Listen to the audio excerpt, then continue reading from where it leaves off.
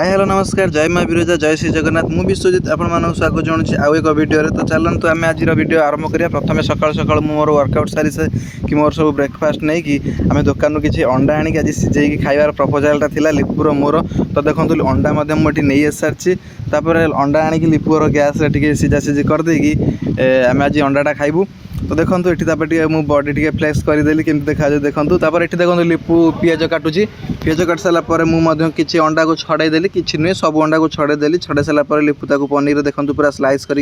फाड़ कर काटिदेची तापर आम ता सहित किसी लुण आउ चाट मसला आड कर लंका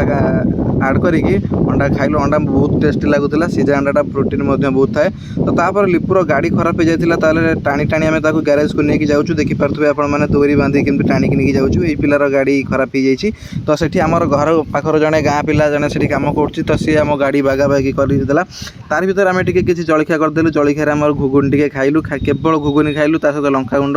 आ लुण टे आड कर घुगुनी आम खाई ये देखो ये जो पिलाटी आम गाँव सी कम करूला तो सी आम गाड़ी टाक बागेला फाइनाली से देखो आम गाड़ी बागे सारी देखो स्टार्ट कर